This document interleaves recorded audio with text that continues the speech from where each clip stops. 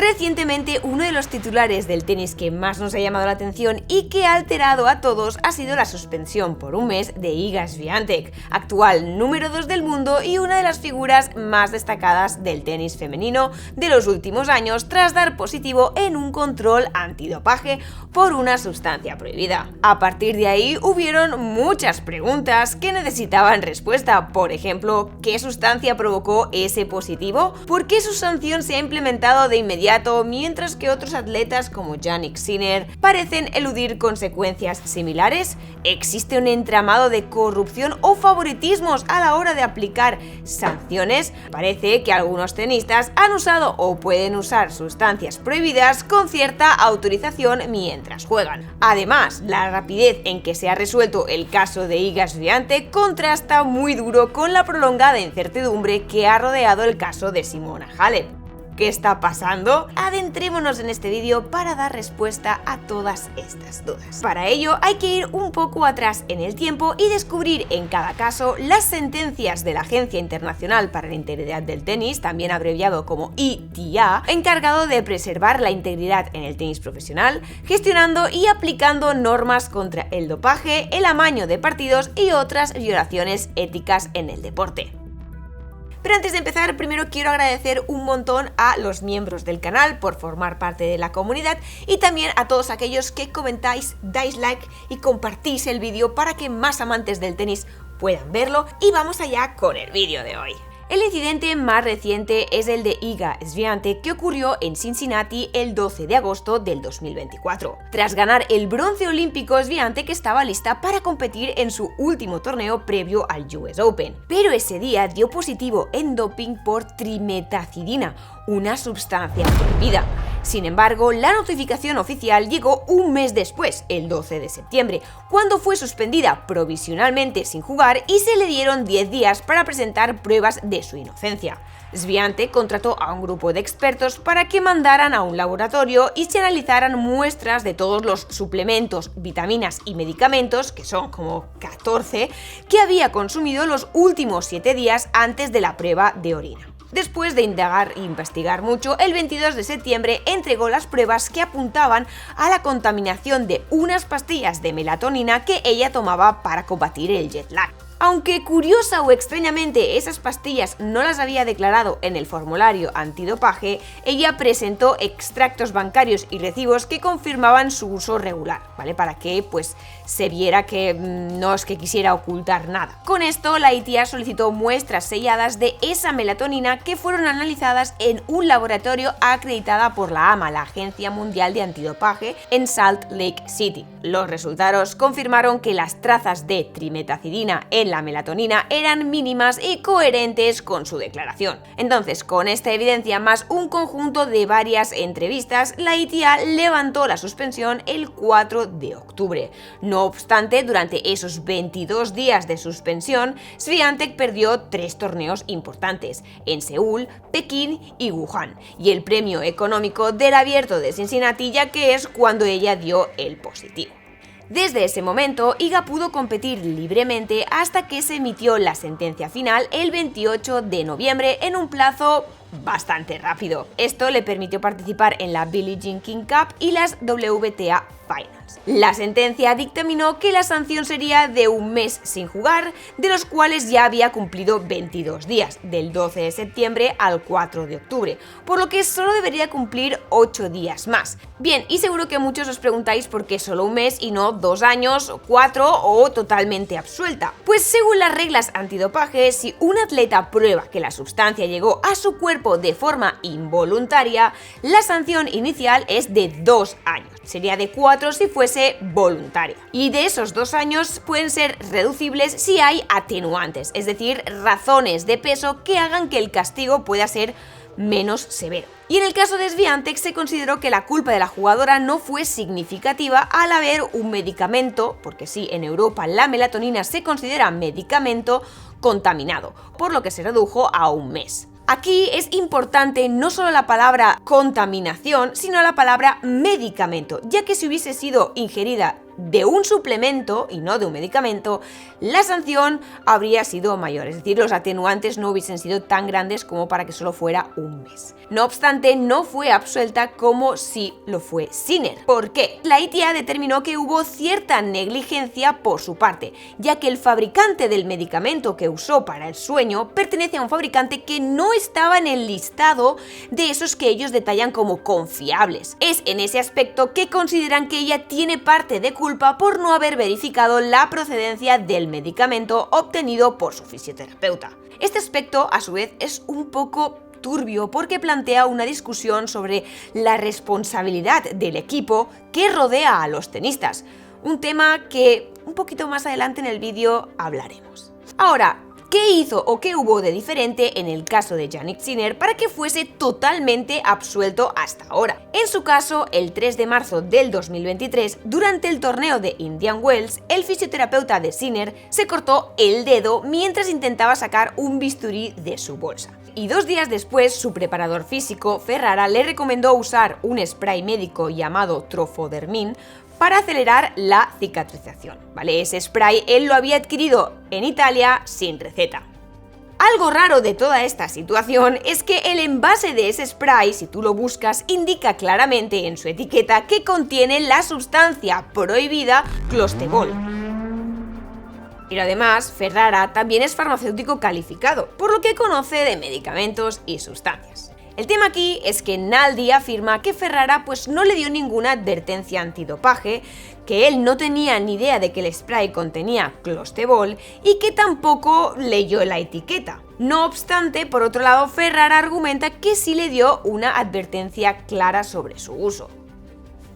En fin, incongruencias que a veces en ciertos casos aparecen. El tema es que teóricamente Sinner no estaba al tanto del uso de ese spray. Así es como entre el 5 y el 13 de marzo, Naldi utilizó el spray en el baño de su cuarto para tratar su herida y durante ese periodo realizó largos masajes corporales diarios a Sinner sin usar guantes. Esto que acabo de mencionar es especialmente relevante porque Sinner padece dermatitis psoriasiforme, una condición que provoca que le pique y él se rasque, lo que genera pequeños cortes en la piel. Entonces, el 10 de marzo, tras una lesión del tobillo, Naldi le realizó ejercicios de rehabilitación sin guantes y no recuerda si se lavó o no se lavó las manos previamente. Ese mismo día, Sinner se sometió a un control antidopaje entregando 2 muestras de orina, la primaria y la de corroboración, que dieron positivo por Clostebol, que como ya hemos dicho es una sustancia que está prohibida por la AMA porque se supone que mejora el rendimiento deportivo. Ahora bien, ¿no os parece esto un poco extraño? Es decir, como fisioterapeuta profesional, ¿no es fundamental usar guantes a la hora de tratar un atleta de élite, especialmente si tienes una herida abierta? Yo puedo entender que si hay una buena relación y no tienes ninguna herida abierta, pues no uses guantes para hacer masajes, pero en este caso creo que es poner en peligro al jugador. Además, considero que Ferrara, como entrenador físico y farmacéutico, nunca debería haber introducido ese spray en el equipo en primer lugar, incluso si afirmó haber advertido a Naldi sobre sus riesgos. Poner ese spray dentro de un equipo cuando hay un jugador de élite no es buena idea. Eso hace que me salten las dudas de qué tan profesionales y competentes son quienes rodean a los tenistas. Y sí, ya sé lo que estáis pensando, cada jugador es responsable de lo que entra en su cuerpo y de tomar las precauciones necesarias, pero cuando estos jugadores contratan profesionales de alto nivel, de alguna manera transfieren parte de esa responsabilidad a los profesionales, dependiendo de los detalles de sus contratos. Ellos más que nadie deberían actuar con extrema precaución, revisando minuciosamente todo lo que compran, así como qué medicamentos y suplementos están permitidos y cuáles no. El caso de Sharapova es un ejemplo contundente.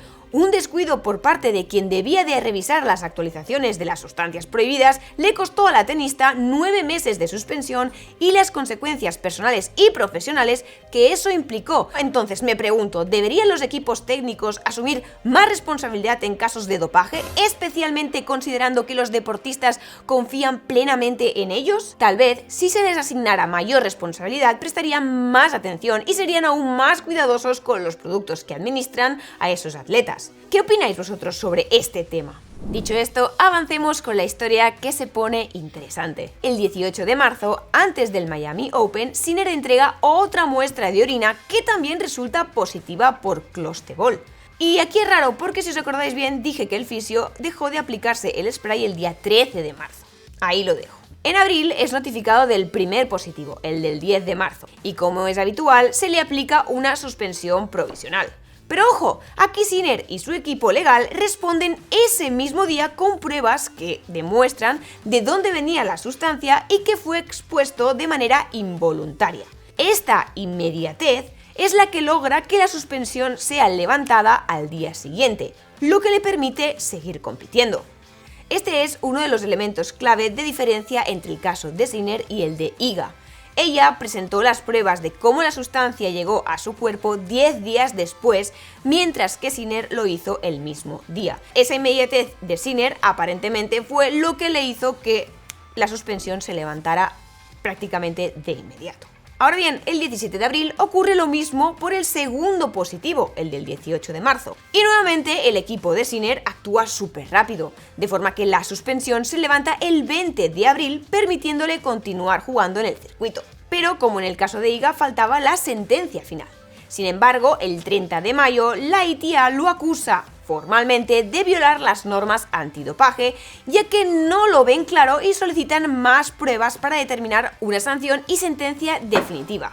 Estas pruebas son entregadas el 19 de junio y estas pruebas, junto con entrevistas, ciertas investigaciones extra por parte de la ITA y pruebas que corroboran que la sustancia entró en su cuerpo de manera externa y en dosis muy bajas, tan bajas que pues no hubiese tenido efecto de doping, Sinner es absuelto el 20 de agosto, ya que finalmente la ITA concluye que no hubo intención de dopaje.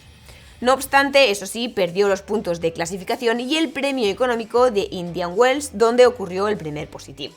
Pero algo que no me encaja, igual por desconocimiento o porque no hay protocolos muy claros, es por qué pudo seguir jugando cuando lo acusaron de nuevo el día 30 de mayo, mientras su caso estaba en proceso y además había salido como culpable. Debería haber sido sancionado durante todo el tiempo que él aportaba las pruebas y se resolvía el caso, como hemos visto en otros jugadores, ¿no? No obstante, no sé si muchos lo sabéis, pero la AMA ha apelado la decisión de la ITA, presentando un recurso para sancionar a Sinner, ya que consideran que fue consciente del dopaje y podría enfrentar una sanción de hasta 2 años. Aunque aún está por resolverse, no obstante, Sinner sigue compitiendo.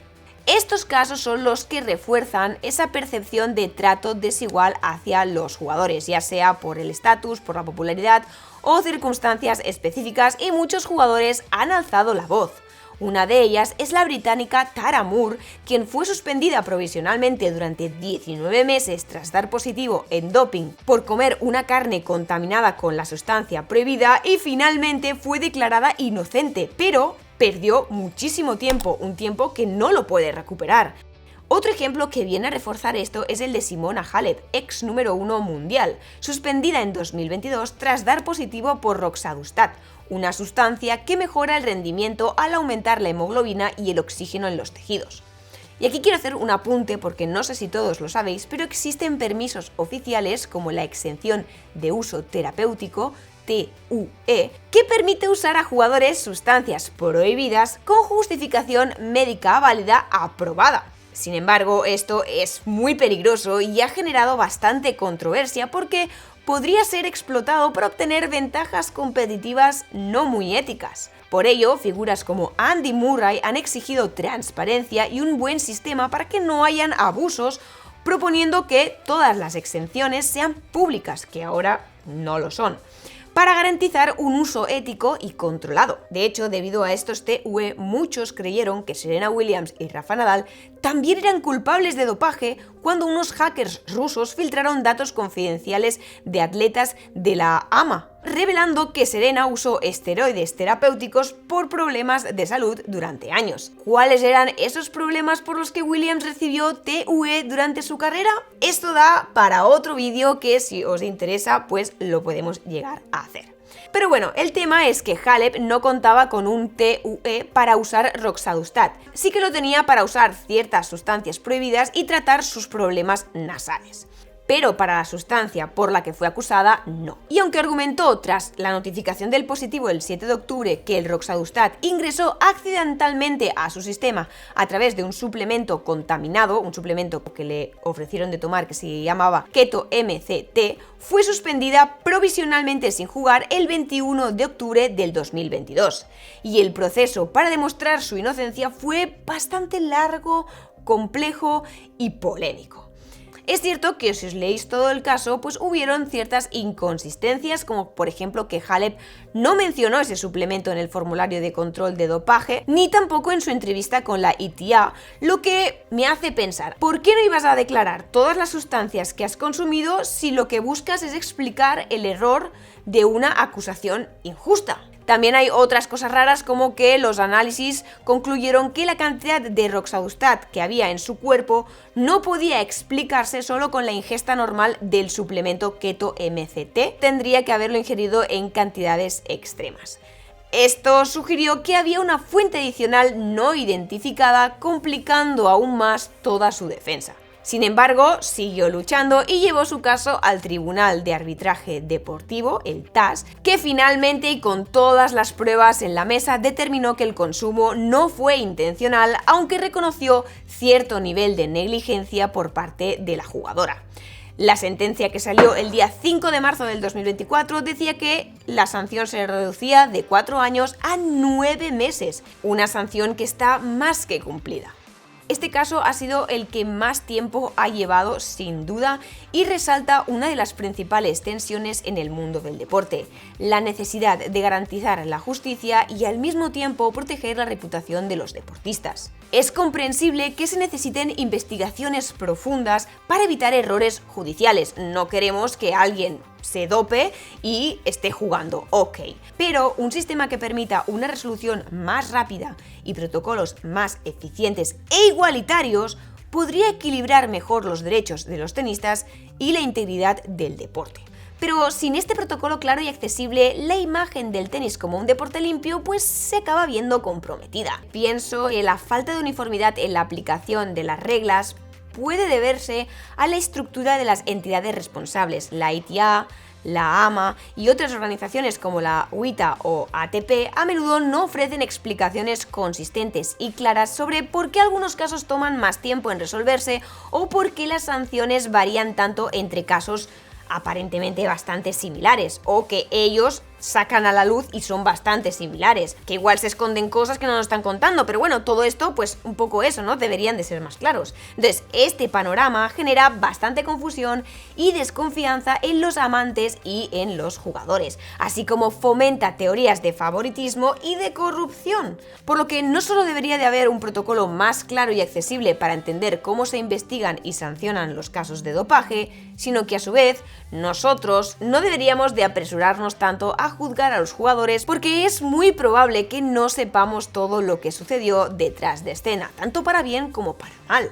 ¿Qué opináis vosotros sobre todo este caso de Iga, de Jannik Sinner, de Simona Halep, de cómo se gestiona?